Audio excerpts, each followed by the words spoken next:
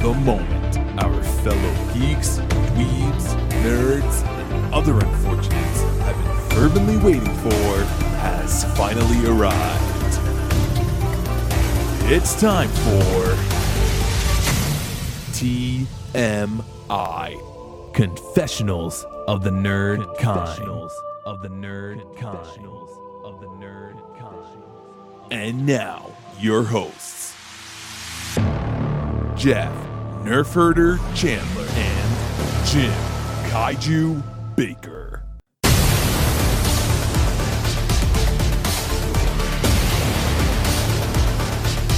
And now, let's get on with the show.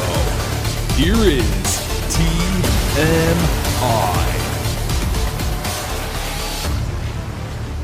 We're in a galaxy far, far away. We are entering back into a galaxy far, far away. I hope that we're not bombarding you listeners out there, but we just want to, we love to spend more time together. It's like Christmas morning every time we get together. There you go. Record, absolutely. Especially when you're talking about this stuff.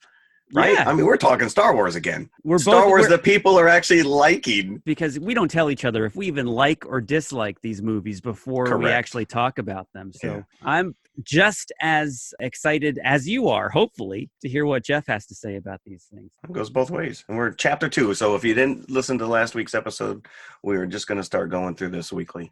Are they coming out weekly? Because there seemed to be a bit of a gap between 2 and 3. So far, they are coming out weekly. Chapter 1 came out on opening day of Disney Plus, which was midweek. And then Chapter 2 came out that Friday. 2. So yeah, there was a bigger lag, but it's a week. So yeah, hopefully there's no mid-season hiatus like The Walking Dead pulls on us. There's only 8 episodes. They better not be. There is a schedule out there. I've seen the graphic, and I think the last episode drops like mid-December. So it looks like it is going to be weekly. It's going to go right into the movie, right? It's going to go right into it. Oh, that's true. Yeah, that's right. But like you mentioned before, it's like must-watch television again, because the minute the 3rd episode dropped, my social media feed is exploding. And now you can't escape the Baby Yoda thing at this point. Yeah. If you don't know what's going on. Even my daughter, who doesn't watch his show, she was like, "Did you see Baby Yoda?" And I'm like, every artist I know has drawn like numerous little sketch cards or pictures of him already. Now that the weeks have gone by, it's given me time to ponder this and the recriminations it might have on the new movie that's coming out. Will Baby Yoda feature in some way in The Rise of Skywalker? That's going to take some serious planning. I mean, the fact that they even kept Baby Yoda kind of under wraps, so they didn't release any toys or any of the merchandise leading into the drop of Mandalorian, just because they wanted it to be a bit of a surprise. And I think we're all surprised. I mean, to see this stupid thing. Yeah, even the Funko line, which sometimes spoils. Spoils, yeah. They only came out with a figure of Mando himself. Yeah, they threw that IG-11 out there pretty early in the promos, announcing that Taika oh, yeah, Waititi. I believe now that you say that, IG-11 was the second. There was Mando and there was IG-11, so there is a Funko for IG-11. Gotcha. Yeah. So yeah, let's get into it, because it really just picks up exactly where we left off on the first chapter 1. Yeah. So at the very end of the first episode, chapter, I have to remind myself these are chapters, not episodes. Yep. Mando and IG-11 find their quarry, which is a little Baby Yoda. Now, this is like a misnomer. This is not Yoda. But we don't know what his species is. So what else are you going to call it? And we know, this is also a lot of people kind of in their head see Yoda on Dagobah, but he is not native to Dagobah. He went there to hide. So we don't know where the species are from, what they're called, if they're all just intrinsically wrapped up in the Force as well, as this child seems to be. Yeah, it's been a mystery. It's very apparent that he has control of the Force. Yeah, we're going to call him Baby Yoda, just like everybody else for now. We have to. What else are you going to call him, Bob? Little baby, tiny toilet. Just... wonder if he has to change his diaper. That is a good question, because you do see him eat like a whole lizard at one point during chapter 2. You think it's got to come out the other end at some point. Yeah, something, right?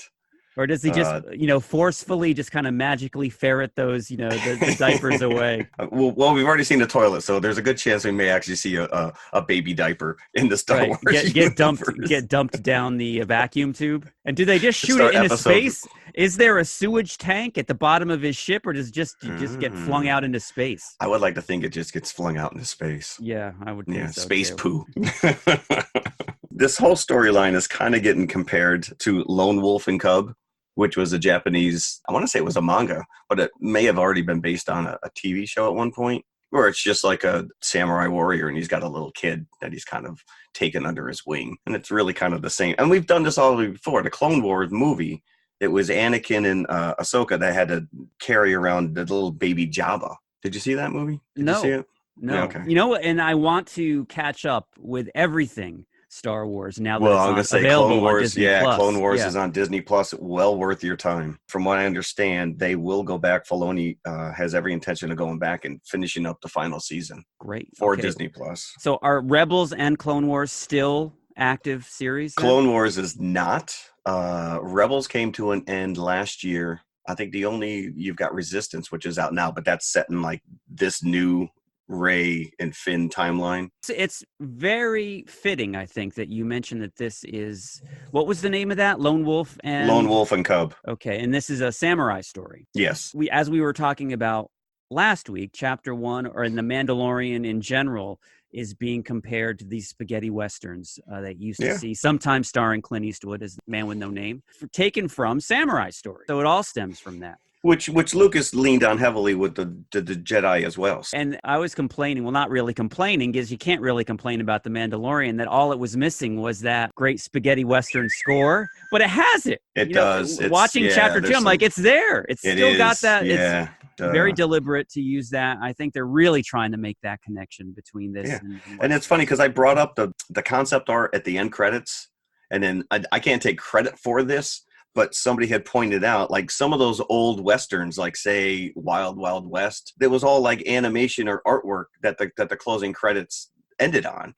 So they're even going to that extent where they're taking, like, old Western TV shows and kind of emulating them in that regard. So let's get into chapter 2. Now, this is called The Child, correct? This is The Child, yes. The Child. Yeah, each chapter has a title. I loved the whole sequence where Mando discovers that his ship has been dismantled by Jawas. Yeah, let's talk about that, because were we not led to believe that Jawas are indigenous to Tatooine? So that's not the case. That is not the case. They are galactic roaming scavengers.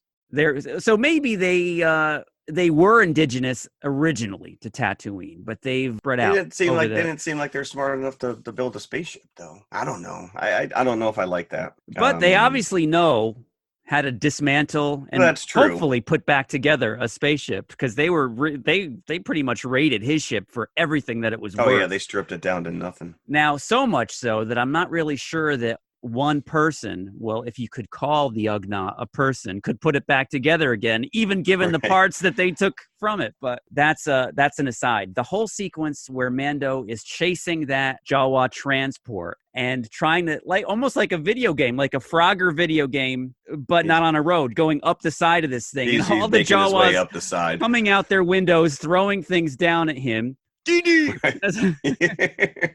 Making his way up the side, and he finally fights his way after disintegrating a few, which is such a cool effect, and throwing a few also out of the windows as he's making his way up there.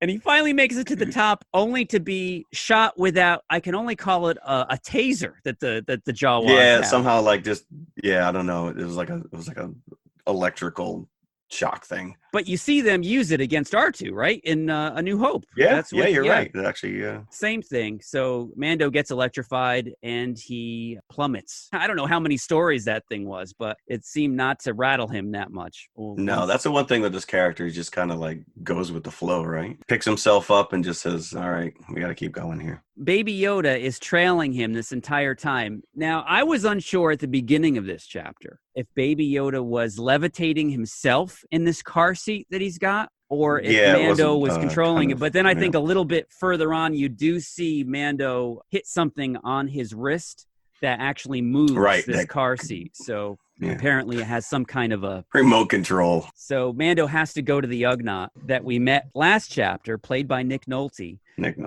to ask for help. And I still have not written down his name. No, neither have I. So he's got to go back to the Jawa transport with the Ugnaught to try to smooth things over between the two parties. He's like, I want my ship back. I want my parts back. When they find the transport again, and the Ugnaught is saying, he says something to the effect, they seem to be a little aggressive towards you. That's probably because I disintegrated a few of them. Now, this is a callback. Remember that scene when Darth Vader in Empire Strikes Back, when he's got the rogues gallery of bounty hunters there in the Star Destroyer, and he points at Boba Fett specifically and says, no disintegrations. No disintegrations. This is what he meant. So it's a nice callback to Empire. So it turns out that the Jawas are going to be willing to hand over the parts that they stole from Mando. They want an egg of some kind from, what was the name of the creature that he got this egg from? I don't know. Did it have a name? But when they all started chanting, I immediately got flashbacks to Galaxy Quest when the little creatures are all chanting Grignok. Right? Yeah. And even more so, Spaceballs with the little Jawas, and they're all going ding ding ding ding ding ding ding ding. And this is like it was a little goofy. So this leads to the centerpiece of this chapter, where Mando has to go and get this egg from this creature that we haven't seen yet, which turns out to be like a cross between a bantha and a rhino. She doesn't like her eggs being disturbed. Let's put it that way. It looked more like it didn't look like an animal that would lay eggs, though. No, it did not. It was very much, it looked like a mammal, did not look like a duck or anything else. Correct, yeah. It actually looked like one of those creatures that Anakin and Obi-Wan had to fight in the arena in Attack of the Clones. Yeah, it did. It was very reminiscent of one of those things. Yeah, the big horn. And it almost takes out Mando. I was going to say, it just terrorizes him. It's knocking him around. He's buried in the mud. It's sitting on him. It's his armor is destroyed at one point. Yeah. And who steps in and helps him? Baby Yoda, of course. Mando is not letting Baby Yoda out of his sight this entire 2 episodes. Baby Yoda is there at a distance watching this battle. At one point, Mando you never see this guy's face yet in the show. But you can tell he's kind of closing his eyes as the camera's closing up on the helmet as this thing's making its final run towards Mando, like he's accepting that he's going to die. There's no way he can beat this thing. Yeah. And even tried the flamethrower, right? He tried the flamethrower, yeah. Yeah. And right at the final moment, the creature stops its charge. Mando presumably opens his eyes under the helmet, and he sees it levitating there in front of him. And he also sees Baby Yoda close by in the car seat with his hand out, and it's, the typical Yoda Force move, very reminiscent of when he pulled the X-Wing fighter out of the swamp. Yeah. So levitating in the midair, and that gives Mando time to kind of gather his thoughts. He pulls out his knife, and it didn't seem like what he did to it would have killed it, but no, we'll take it. He knew its death spot, I guess. It's a weak spot, yes. Right.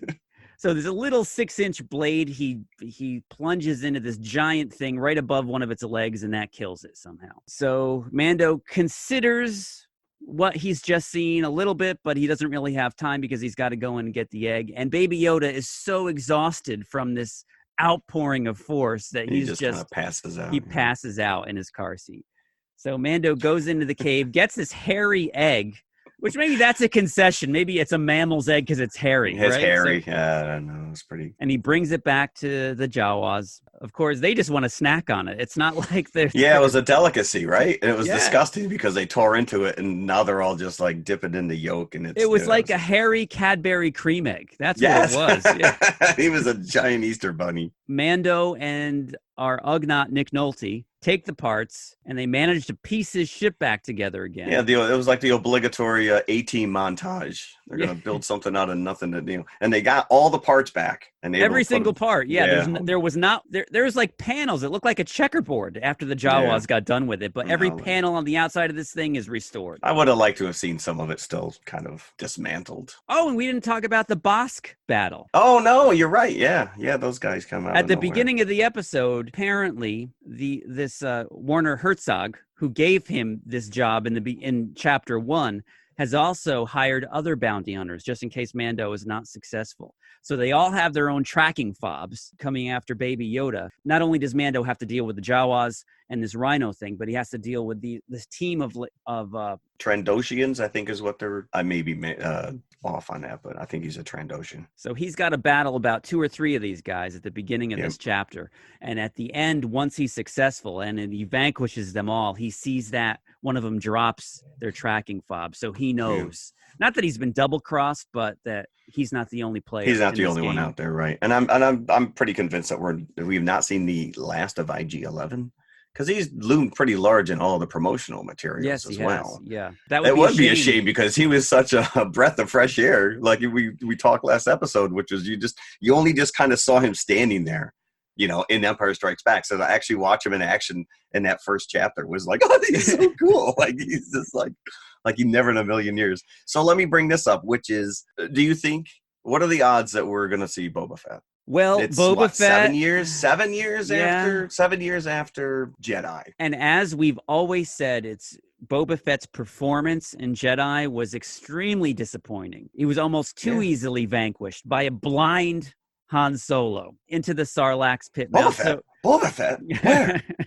So I would like to think that he did survive that Sarlacc pit, right? And has vowed revenge. Well, it's if this thing is going to take 1,000 years to digest you have plenty of time to figure out how to get out of there. Yeah, you do. And he is in armor. He is in armor. If it takes that long to digest your human skin, it's going to take even longer to break through the metal. So I think he's got a jetpack. He's down in there.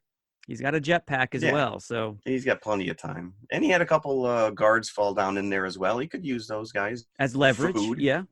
Leverage. Yeah. So I would like to think that we may be able to see Boba Fett because he does need to be redeemed. And even if you bring him out and all of a sudden you call him out as a charlatan, because we all know he's not a true Mandalorian, he just stole the armor, I would be thrilled. But maybe they'd even be at odds with each other. But because he's got all the same gear as the Mandalorian. He's got the disintegrator. Right. So that's one of his weapons as well. So he has purloined everything that the Mandalorians have to offer and then some. So that'd be cool. Yeah, I would like to see that. This chapter ends with the Mandalorian taking off and going to deliver Baby Yoda back to this ex-Empire officer played by Werner Herzog. And it's not going to go well. No, you do know that it's not going to go well. Yeah. So again, this chapter just stepped it up a notch from chapter 1. I don't know if we're giving buckets to this thing. I don't know if we really need to. I don't know just if you because can. Of the quality I think we just talk about you. Yeah. I don't think there's anything you can really take away. I mean, I did see some people equate the writing to a 4-year-old because there's really no dialogue, but it's just string it together. It is what it is. It's it's something different. Everyone I know who's watching this is loving it, and us included. Absolutely. And you know what, I love how they attempted to put like a Marvel-esque opening to the beginning of this show where you see some chrome faces like Darth Vader, C-3PO, Kylo Ren. And then it ends on Boba Fett or the Mandalorian, depending on your point of view, when you see that helmet come up. That is true. And it's funny you mentioned that, which is that they did the whole previously on the Mandalorian. Why wouldn't they just do an opening scroll? Just steal straight up what Star Wars is known for, that opening scroll. And do that as previously for every episode. Right. Yeah. I'm sure that someone had brought it up. There's no way that you and I sit here and I didn't think of that. That's genius. Someone's probably already talked about it, and they're like, and it's not like they've got time constraints. They can do whatever they want. Yeah, and yet these episodes are 30 minutes, 45 minutes. They're not adhering to any kind of structure. Which is good. I think less is more in a lot of cases, and I think that's very much the case here. So, I can't wait. Chapter 3 next week. Yeah. We'll keep going. Enjoying it. All right, so come back next time, Chapter 3. Cool, I'm there. Little baby, tiny toilet.